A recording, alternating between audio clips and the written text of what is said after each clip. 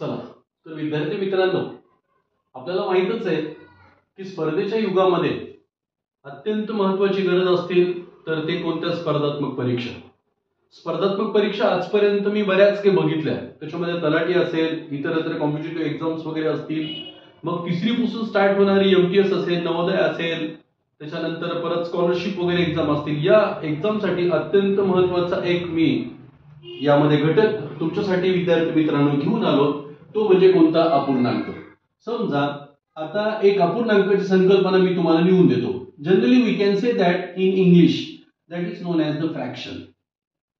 Fraction म्हटल्यानंतर बरेच काही प्रश्न माइंडमध्ये सेट होतात की सर फ्रॅक्शन्स म्हटल्यानंतर आपण how it is possible we have to plot these fractions on their the number lines. त्या नंबर लाईन्स वरती लिहायचे कसे, असा एक प्रश्न विद्यार्थ्यांना पडतो. म्हणजे तर विद्यार्थी मित्रांनो पहा, याचं एक छान उदाहरण मी तुमच्या समोर मांडून दाखवतो. 2:3/5 आहे.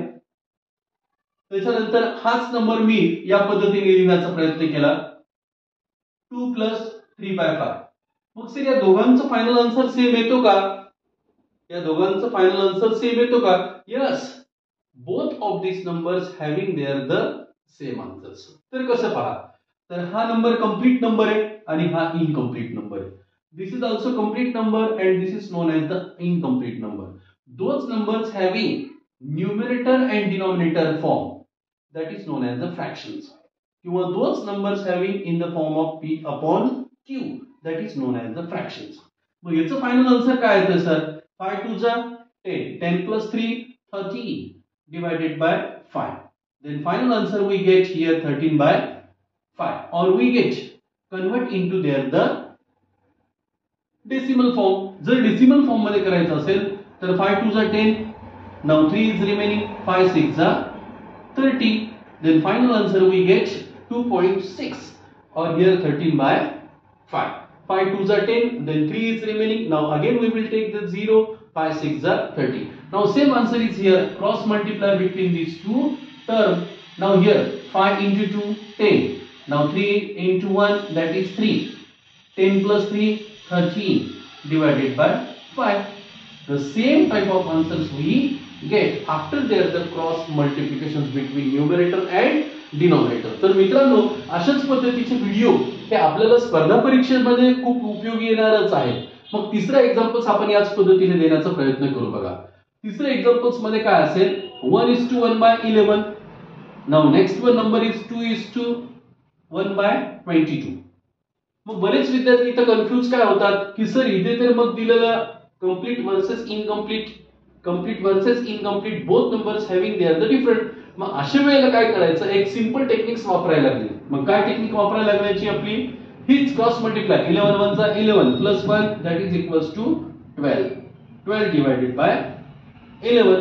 11 1 जा 11 and plus 1 we have to add them. मग 11 plus 1 12. 12 divided by 11. Now here 22 2 जा 44. 44 plus 1 45. 45 divided by 22. मग सर अशा वेळेला काय करायचं बेटा? What we have to do now? Now cross multiplications between these two terms is so tough. That is it will be taking there the more time. मग अशा वेळेला जास्त वेळ लागतो. मग अशा वेळेला काय करायला पाहिजे? आपण एलसीएम काढायला पाहिजे. याच्या अगोदरच्या व्हिडिओमध्ये मी तुम्हाला एलसीएम कशा पद्धतीने काढायचं ते सांगितलेले.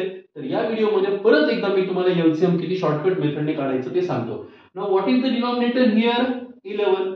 And what is the denominator here? 22. Now convert this denominator same as that like the second denominator. Then which term we will take for the same denominators? मग त्याला आपल्याला 2 ने मल्टिप्लाय करावं लागेल सर.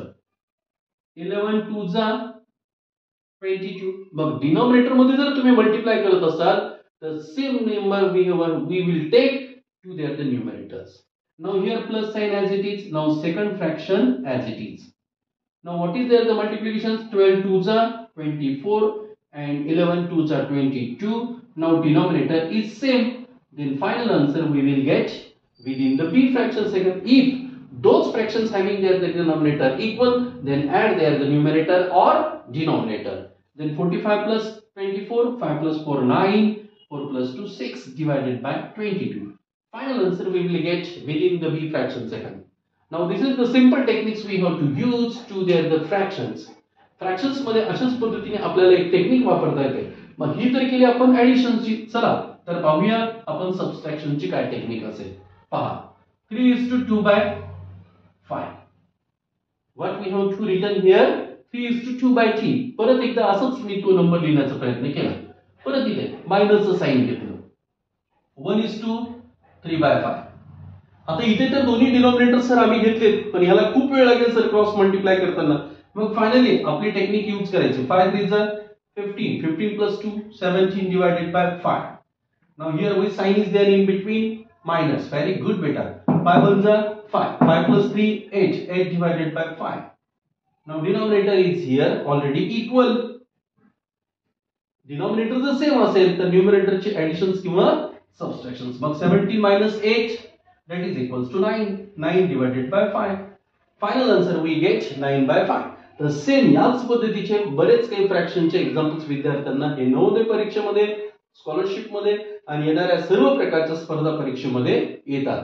याच्यासारखे बरेच काही अजून प्रश्न. मग एखादा फ्रॅक्शन असेल, फॉर एक्झाम्पल एक पी फ्रॅक्शन तुम्हाला जनरली सांगतो 3/5 मध्ये सेम नंबर्स किती मिळवल्यानंतर final answer we get their the 11/10.